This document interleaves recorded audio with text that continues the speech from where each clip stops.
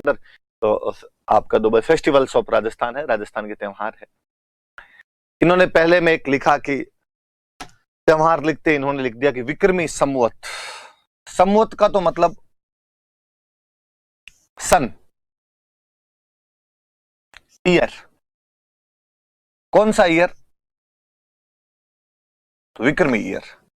मुझे जहां तक थोड़ा बहुत याद आता है, मैंने हिस्ट्री के साथ में थोड़ी चीजें बताई थी कि अपना जो विक्रमी कैलेंडर होता है ये अपने ईस्वी वाले कैलेंडर से 57 साल आगे होता है। कितने साल आगे चलता रहता है? 57 साल। कि ईस्वी वाला जब भी शुरू हुआ होगा उसे 57 साल पहले अपने विक्रमी वाला कैलेंडर शुरू हो गया था। इसका नाम विक्रमी क्यों? तो हम कहते हैं किसी विक्रमादित्य नाम के राजा ने इसको शुरू किया था। हिस्ट्री अभी तक एग्जैक्टली उस पॉइंट पर नहीं पहुंच पाई है कि वो विक्रमादित्य था कौन सा, क्योंकि अपने कई विक्रमादित्य हुए थे। पर यह श्योर है कि विक्रमादित्य नाम के किसी राजा ने एक कैलेंडर शुरू किया जो विक्रमी कैलेंडर कहलाता है। इन्होंने नीचे लिखा कि चंद्रमा आधारित था। हाँ, ये लूनर बेस्ड कैलेंडर है,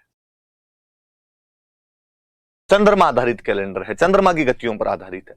कि जहां हम जो ईस्वी कैलेंडर है, ईसाइयों वाला जो कैलेंडर है, ये अपने सूर्य पर आधारित हम कहते हैं कि भाई 365 दिन का होता है ये, तो हम वो कहते हैं भाई पृथ्वी सूर्य का चक्कर किस प्रकार से काटती है उस पर आधारित है ये अपने चंद्रमा जो है पृथ्वी का चक्कर किस प्रकार से काटता है उस पर आधारित ये कैलेंडर बनाया हुआ विक्रमी कैलेंडर। तो एक अंतर है कि वो जो ईसाइयों वाला कैलेंडर होता है वो सूर्य आधारित कैलेंडर होता है, और जो अपने वाला कैलेंडर होता है ये चंद्रमा आधारित कैलेंडर होता है। या मैं ज्यादा अच्छे से बोलूं तो मैं कहूं कि अपने वाला कैलेंडर मतलब जो जनवरी फरवरी वाला कैलेंडर है वो तो सूर्य आधारित है। मम्मी का कैलेंडर जो कि चैत बैसाख वाला होता है वो चंद्रमा आधारित होता है। और मैं और कहूं कि अपने वाला कैलेंडर मतलब जनवरी फरवरी वाला कैलेंडर, मम्मी वाला कैलेंडर जो कि चैत बैसाख वाला कैलेंडर है उसे 57 साल पीछे है। मम्मी अपने से 57 साल आगे है, चैत बैसाख वाला कैलेंडर अपने से आगे है। तो आप इस बात को यूं भी समझ सकते हैं अपने आप में। तो चंद्रमा आधारित कैलेंडर होता है। तो सुनना थोड़ी बात, ये जो चंद्रमा आधारित कैलेंडर होता है इनके अंदर जो महीना होता है वो 29.5 दिन का होता है। 29.5 दिन का एक महीना होता है। और इसीलिए हम अक्सर कई बार वो सुनते रहते हैं कि छठ सातम बेड़ी है, कि छठा दिन और सातवां दिन दोनों एक साथ आके इकट्ठे आ गए। बेड़ा मतलब इकट्ठे आ गए। कई बार आप पढ़ते हो कि आठम 2 है, कि भाई एक ही तिथि को 2 बार गिन लिया जाना चाहिए। तो वो इस आधे दिन वाले चक्कर को पूरा करने के लिए ऐसा किया जाता है। वरना वो 29.5 दिन का महीना मैनेज कैसे किया जाए, तो या तो किन्हीं 2 को कई बार एक साथ जोड़ लेते हैं, कई बार 1 को 2 बार गिन लेते हैं, तो राउंड फिगर के अंदर करने के लिए। इसमें यदि आप 12 महीनों में दिन देखेंगे तो दिन आएंगे 354 दिन आते हैं। उधर सूर्य वाला कैलेंडर होता है, अपने जानते हैं कि उसके अंदर 365 दिन होते हैं, वो 365 दिन का साल होता है। और ये जो होता है ये 354 दिन का साल होता है। मैं लगभग राउंड फिगर में वापस बात करूं तो मैं कहूं कि इन दोनों के बीच में 10 दिन का गैप है। कि मम्मी वाला कैलेंडर मतलब चैत बैसाख वाले कैलेंडर में 354 दिन होते हैं, अपने वाला कैलेंडर मतलब जनवरी फरवरी वाला जो कैलेंडर है इसमें 365 दिन होते हैं। मतलब अपने वाला कैलेंडर और मम्मी वाले कैलेंडर के बीच में 10-11 दिन का डिफरेंस रहता है। राउंड फिगर में बात करें तो 10 दिन का डिफरेंस रहता है। मतलब एक साल के लिए विक्रमी कैलेंडर और ईसाइयों वाला कैलेंडर मतलब ईस्वी कैलेंडर जनवरी फरवरी वाला कैलेंडर दोनों मिलाए जाएं तो विक्रमी कैलेंडर में 10 दिन कम पड़ जाएंगे, शॉर्ट पड़ जाएंगे। 2 साल में मिलाए तो आप कहोगे 20 दिन कम पड़ गए सर। मैं कहूं 3 साल में मिलाए तो आपने कहा सर 1 महीना कम पड़ गया। मतलब 3 साल में विक्रमी कैलेंडर में ईसाइयों वाले कैलेंडर में 1 महीने का गैप आ जाता है। ये कैलेंडर 1 महीने पीछे हो जाता है, विक्रमी कैलेंडर 1 महीने पीछे हो जाता है। अपने डोकरे इस मामले में बड़े सियाने थे और उन्होंने कहा ना ना पीछे तो भाई साहब आज होने दिन कल होने दे।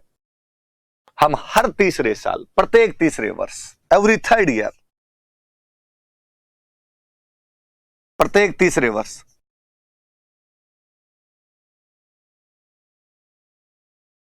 1 महीना अतिरिक्त जोड़ देंगे, 1 एडिशनल मंथ। और ये जो अतिरिक्त महीना जोड़ा जाता है इसको अपने बोलते हैं अधिक मास।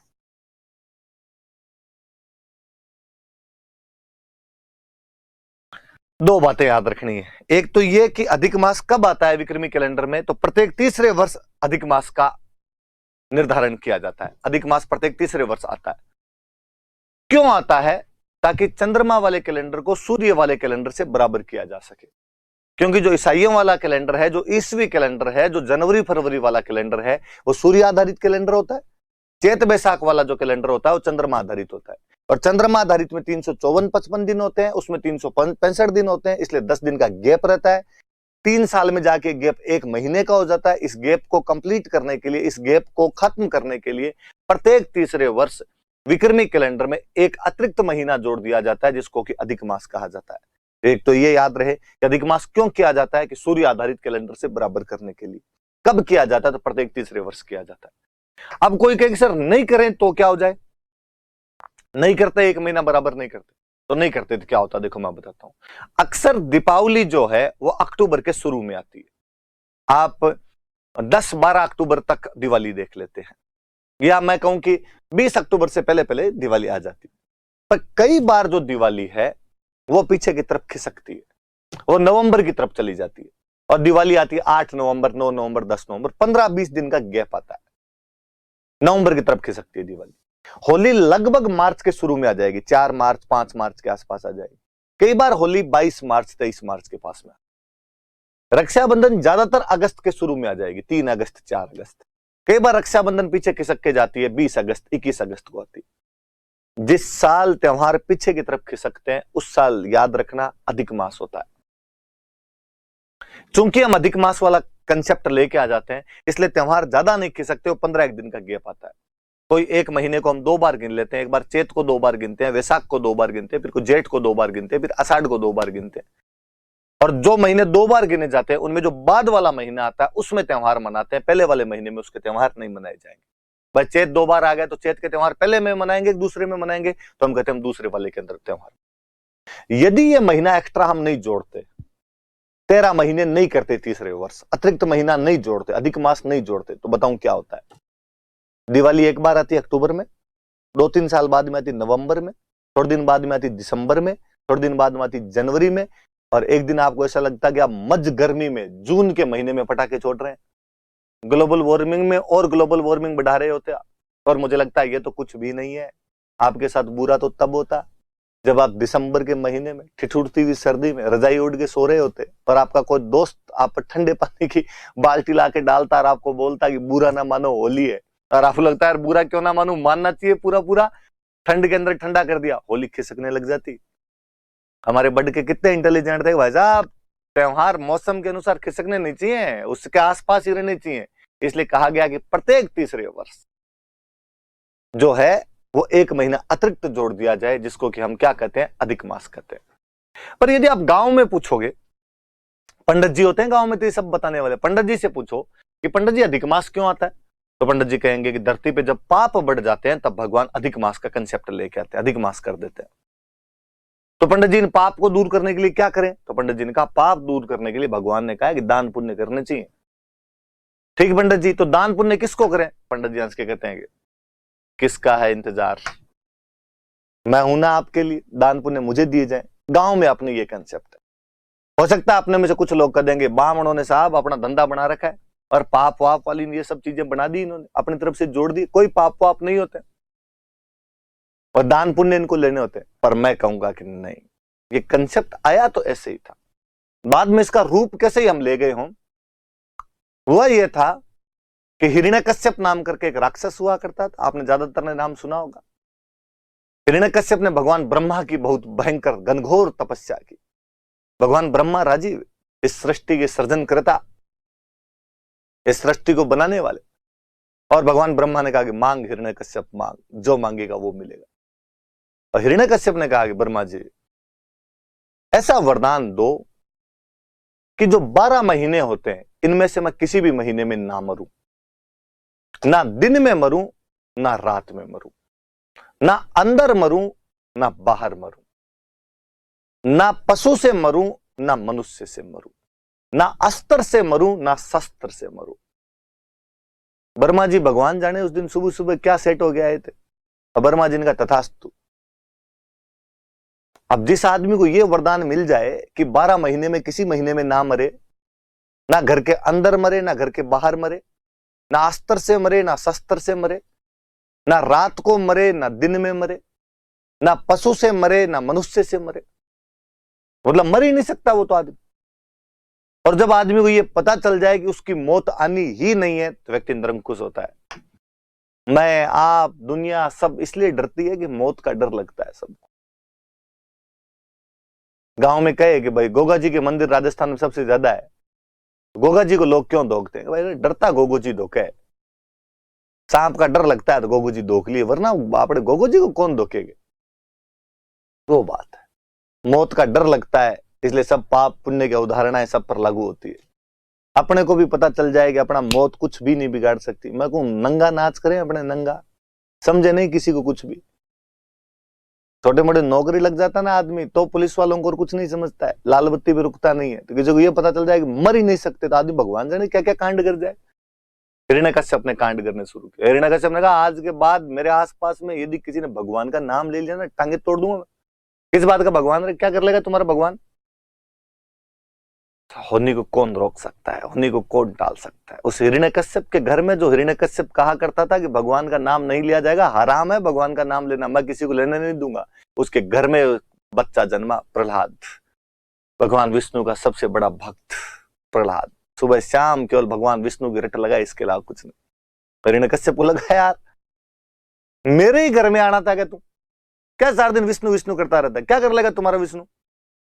और प्रहलाद मुस्कुरा के था, डैडी ऐसे मत करो प्लीज, गलत कर रहे हो जो भी कर रहे हो। हिरण्यकश्यप कहते मुझे डर नहीं लगता है। मैं उन कहानियों में नहीं जाना चाहूंगा जो आपने भी बचपन से सुनी होगी कि प्रहलाद को कई प्रकार के कष्ट पहुंचाने चाहे हिरण्यकश्यप ने, लेकिन प्रहलाद के कुछ भी नहीं बिगड़ा। कभी उसे कोई गर्म खंबे से लिपटवा दिया गया, कभी उसे होलिका आग में लेकर बैठ गई। चमत्कार को नमस्कार है, प्रहलाद हर बार बच जाया करता। एक दिन उस प्रहलाद की चित्कार भगवान विष्णु वैकुंठ लोक में शेषनाग की सैया पर बैठे हुए मां लक्ष्मी के पास में सुनी उन्होंने आवाज। उन्होंने कहा अरे भक्त कौन चिल्ला रहा है, कौन तंग कर रहा है इसको? तब प्रहलाद है, हिरण्यकश्यप तंग करता है इसका पिता। क्यों तंग करता है? उसे मेरा डर नहीं लगता जो मेरे भक्तों को तंग करता है? दिक्कत तो यही है, उसे आपका तो मरे ही डर नहीं लगे, कुछ भी डर नहीं लगता। क्यों? तो उसे ब्रह्मा जी ने आशीर्वाद दिया है कि 12 महीने में किसी महीने में नहीं मरेगा, ना रात में मरेगा, ना दिन में मरेगा, ना घर के बाहर मरेगा, ना अंदर मरेगा, ना अस्त्र से मरेगा, ना शस्त्र से मरेगा, ना मनुष्य से मरेगा, ना नर से मरेगा। भगवान विष्णु मुस्कुराए और भगवान विष्णु ने कहा कि इस संसार में जो कुछ है वो मैं हूं, मेरे से बाहर कुछ भी नहीं है। इस बार महीने 13 होंगे, अधिक मास किया जाएगा, और कहते हैं कि हिरण्यकश्यप को मारने के लिए भगवान विष्णु ने ये 13 महीनों का जंजाल रचा। 1 महीना अतिरिक्त बढ़ाया गया। भगवान विष्णु ने अपना नरसिंह अवतार धारण किया। हुआ आधे नर और आधे सिंह थे। उसने यही कहा था ना मनुष्य से मरू ना पशु से मरू। इस बार लो आधा आधा दोनों, ना रात में मरू ना दिन में मरू। गोधूली वेला जब दिन जा रहा होता है, निशा आ रही होती है, ना घर के अंदर मरूं ना बाहर मरूं, गेट के बीचों बीच, देहरी पे, ड्योढ़ी पे, ना अस्त्र से मरूं ना शस्त्र से मरूं। अस्त्र वो जो हाथ में रखकर चलाए जाए, शस्त्र वो जो फेंक कर चलाए जाए। भगवान विष्णु ने कहा मैं नाखूनों से चीर दूंगा। नाखूनों को ना अस्त्र में गिना जाए ना शस्त्र में गिना जाए। उस बैकुंठ के उस नाथ ने हिरण्यकश्यप नामक उस राक्षस को अधिक मास का कंसेप्ट रचते हुए नरसिंह अवतार धारण करके घर की देहरी के बीचों बीच गोधूली बेला के समय अपने नाखूनों से चीर कर रख दिया था और भक्त प्रहलाद को उसके अत्याचारों से मुक्ति दिलाई। तो वाकई उस साल पाप बढ़ गए थे, इसलिए भगवान विष्णु को अधिक मास का कंसेप्ट रचना पड़ा। तो हिरण्यकश्यप की वजह से पाप बढ़ गए थे, इसलिए अधिक मास लेके आए थे। तो लाए तो अधिक मास उसी वजह से थे। फिर धीरे धीरे परंपराएं बन जाती। और हम कहते हैं कि नहीं साहब इस महीने में पाप बढ़ जाते हैं, इसलिए हमें दान पुण्य करने चाहिए। अक्सर अपनी मम्मियां इन महीनों के अंदर कुछ ना कुछ दान पुण्य करती हुई मिल जाएगी। जिसकी जैसी श्रद्धा उस हिसाब से दान पुण्य किए जाए। तो याद रहे अपने भी कि विक्रमी कैलेंडर को ईस्वी कैलेंडर के बराबर करने के लिए, वास्तव में तो ईस्वी नहीं, मैं यूं कहूं चंद्रमा वाले कैलेंडर को सूर्य वाले कैलेंडर से बराबर करने के लिए प्रत्येक तीसरे वर्ष एक अतिरिक्त महीना जोड़ दिया जाता है, जिसको कि अधिक मास कहते हैं। अपने इतनी याद रखने वाली बात है। बाकी वाली चीज मैंने सुना दी, कहानी सुना दी, आपके भी याद रहनी चाहिए। आगे बढ़ते हैं अपने। मैं इससे आगे की थोड़ी सी बात बताता हूं। अच्छा चलो, मैं इसमें आगे महीनों के नाम होंगे, मैं फिर उससे आगे बताता हूं। ये विक्रमी संवत के महीने, संवत मतलब ईयर, वापस ये मंथ है भाई। इंग्लिश वालों ने इंग्लिश नहीं लिखी थोड़ी सी, फिर कोई इंग्लिश वाला कहेगा कि हमने कौन सी मोरनी की बातें मारे हैं। मैं लिख दूं कि मंथ्स ऑफ विक्रमी ईयर, कि विक्रमी जो कैलेंडर होता है उसमें कौन कौन से महीने होते हैं। ज्यादातर के नाम आपको याद होंगे ही। इंग्लिश वाले अपने थोड़े से इनके आगे अपनी वाली स्टाइल लगा देते हैं, चैत्र को चैत्रा बोल देते हैं, वैशाख को वैशाखा बोल देते हैं। और तब मुझे और लगता है कि यार ये कल्चर तो मैं हिंदी में भी नहीं पढ़ा सकता, मैं इसको चैत्र वैशाख ज्येष्ठ आषाढ़ श्रावण भाद्रपद आश्विन आपके कार्तिक मार्गशीर्ष पौष माघ फाल्गुन बोलता हूं तो भी मेरी आत्मा चित्कार चित्कार के कहती है कि राजवीर तू ऐसे कैसे कर सकता है, तू अपनी कल्चर को किसी विदेशी भाषा में कैसे पढ़ा सकता है। तो जब मैं ये कहता हूँ चैत्रा वैशाखा ज्येष्ठा आषाढ़ा, तब तो मुझे वो फील आती है कि हम है, ये हमारी काय, ये हमारी पार्टी हो रही है, वो वाला फील आने लग जाता है मुझे लगता है यार ये ऐसे कौन बोलता है चैत्र वैशाख इनको। ये चैत बैसाख जेठ साढ़ सावन भादवो आसोज काती मिंगसर पो मां फागण। मैंने कभी नहीं सुना कि मम्मी इनको पौष माघ और फाल्गुन बोलती है, मम्मी इनको पो मां फागण कहती है। मैंने कभी नहीं सुना कि मम्मी इनको कभी चैत्र वैशाख और ज्येष्ठ कहती है, चैत बैसाख जेठ। कौन आषाढ़ बोलता है इसको, साढ़ सावन भादवो आसोज काती मिंगसर। मैंने कार्तिक तो कभी किसी के मुंह से सुना भी नहीं है, काती बोलते थे, काती आ गई दिवाली आ गई। मार्गशीर्ष ऐसा नाम बोला जाए किसी से, और हम तो वो बीकानेर डिवीजन के लोग जो ऊपर वाले आधे अक्षर तो खा ही जाते हैं या बोलते हैं, जिनको पूरा बोलते हैं, जिनसे विकल्प को विकल्प बोलते हैं, पर्याप्त को पर्याप्त कहते हैं, आत्महत्या को आत्महत्या कहते हैं, उनसे मार्गशीर्ष बोला जाता। मिंगसर है, मिंगसर पो मां फागण है। तो ये कोई चीजें तो थी नहीं। तो आप भी, मैं चाहूंगा कि इन नामों को वैसे ही याद करें, चैत बैसाख जेठ साढ़ सावन भादवो आसोज काती मिंगसर पो मां फागण। अक्सर कई बार जब मैं क्लास के अंदर पढ़ा रहा होता हूं, बच्चों की शक्लें सामने दिखती है, यार इंग्लिश मीडियम वाले बच्चे, शहर के बच्चे मुझे जब दिखते हैं तो मुझे लगता है यार अन्याय है राजवीर इनके साथ। तुझे लगता है तू एकदम ठेठ देसी गांव से आया हुआ है, तुझे लगता है चैत बैसाख जेठ से याद हो जाते हैं, ये बच्चे कैसे याद करेंगे इनको। इन्होंने नाम पहली बार सुना इस चैत्र का, इनको कैसे आएगी ये कल्चर समझ में। पर मुझे सबसे अच्छा फील ही क्लास में तब आता है जब मैं देखता हूं कि उनमें से अधिकांश बच्चे दूसरे दिन हिंदी मीडियम वालों से, ग्रामीण समुदाय वालों से भी ज्यादा अच्छे से याद करके आते हैं। उनको जब सुनाते हैं उस दिन मुझे मेरा टीचर होना सफल सा लगता है कई बार। और मुझे लगता है यदि मैं इन तक वो बात उसी रिदम के साथ पहुंचाने में कामयाब हो गया हूं ना, यदि, तो मैंने अच्छा पढ़ा है। यदि त्योहार और मेले भी मैंने इन बच्चों को याद करवा दिए ना, इसका मतलब मैं सही पढ़ा रहा हूं, फिर कहीं कोई गड़बड़ नहीं रह रही है अपने में। तो आप भी, मुझे लगता है कि शायद इंग्लिश मीडियम वाले जो भी होंगे तो इस चीज को थोड़ा सा फील करेंगे कि आप इसी प्रकार से पढ़ने की कोशिश करेंगे, तभी ये हो पाएगा अपने आप में। तो ये महीनों के नाम है, मैं वापस बताता हूं। वापस देखिए, पहला महीना कौन सा है? पहला महीना चैत्र है। किसी भी महीने में दो पक्ष आते हैं।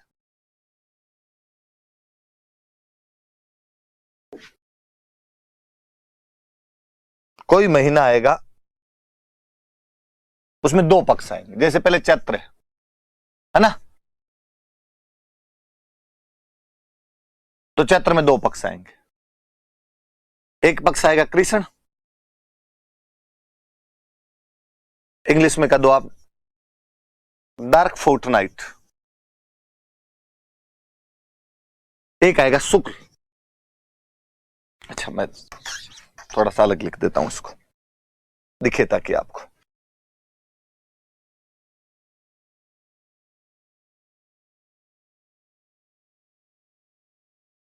आप व्हाइट फोर्टनाइट लिखो, ब्राइट फोर्टनाइट लिखो, जो भला लगे वो लिखो आप। कृष्ण पक्ष मतलब जिसमें चांद नहीं दिखता, 1 से 15 दिन। शुक्ल पक्ष मतलब जिसमें चांद दिखता है, 1 से 15 दिन। इसमें चांद नहीं दिखता है, उसमें चांद दिखता है। इसका जो 15वां दिन आएगा उसको आप अंग्रेजी वाले बोलते हो न्यू मून, हिंदी वाले कहते हैं अमावस्या। ठेठ कोई गांव का होगा तो कहेगा सर क्या अमावस्या, अमावस्या मावस है, मावस तो मावस है। उधर पंजाब साइड में सिख बोला करते थे मस्या आ गई, मस्या, तो मस्या है उनकी। ये 15वां दिन आएगा, चांद पूरा दिखेगा। अंग्रेजी वाले कहेंगे सर फुल मून है ये तो एकदम, हिंदी वाले कहेंगे सर पूर्णिमा है, ठेठ गांव वाला फिर कहेगा सर पुण्य है, पुण्य पूनम है। तो पहले 15 दिन चांद नहीं दिखता 1 से 15, फिर 15 दिन चांद दिखता है 1 से 15। मतलब ये 16वां नहीं होता है, 15-15 दिन के 2 पखवाड़े होते हैं। जहां आपके जनवरी फरवरी वाले महीनों में 7-7 दिन के वीक होते हैं, 7 डेज का एक वीक होता है, इधर थोड़ा सा ये लफड़ा है।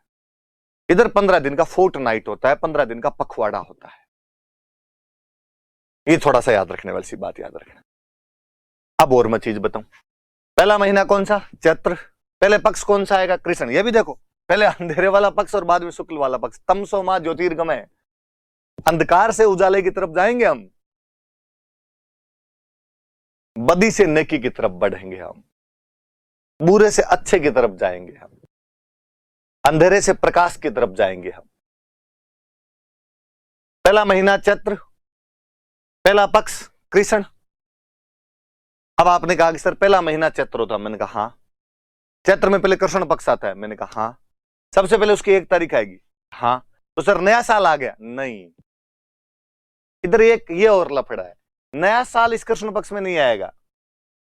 पहले महीना चैत्र आएगा, चैत्र का कृष्ण पक्ष गुजर जाएगा, 15 दिन गुजर जाएंगे, जब उसका शुक्ल पक्ष की 1 तारीख आएगी, उस दिन हम कहेंगे हैप्पी न्यू ईयर। नया साल यहां से शुरू होगा।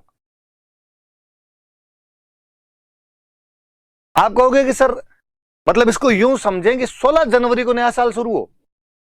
अब जो नया साल अपना 1 जनवरी को शुरू होता है, कभी मोदी जी आए और मोदी जी आके कहे कि भाई 16 जनवरी को। आप कहो सर ऐसे कैसे कर सकते हैं? जो आदमी नोट बदल सकता है वो साल भी तो बदल ही सकता है आपका।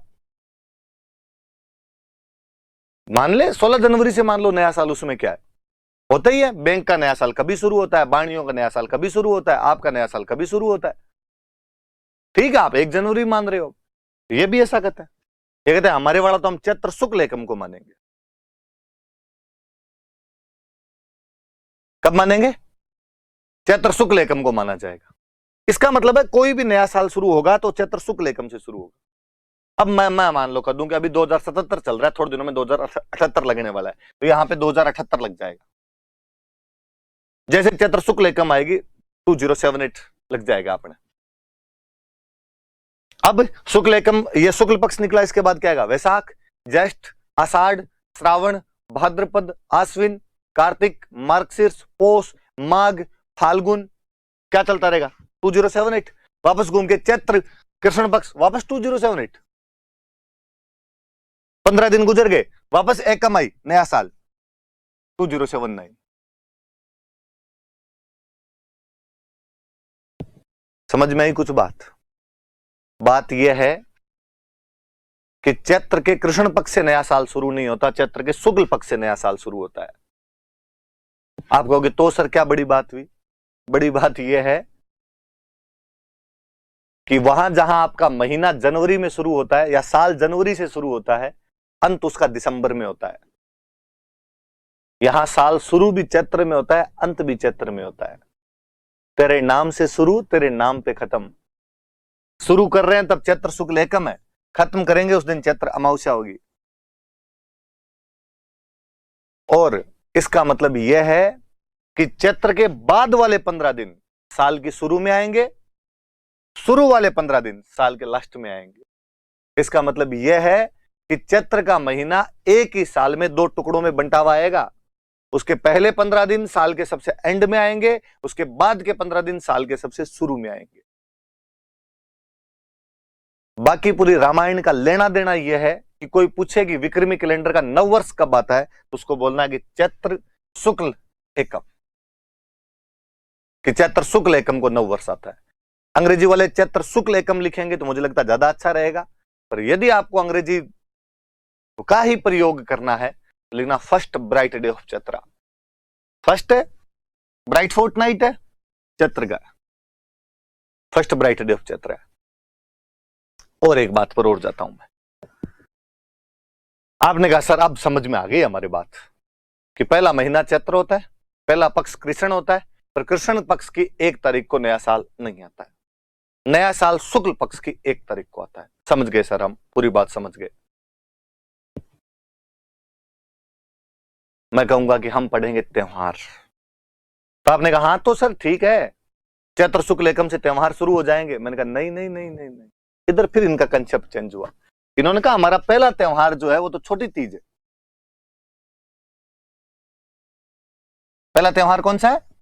छोटी तीज। छोटी तीज को हम तो पहला त्योहार मानते हैं।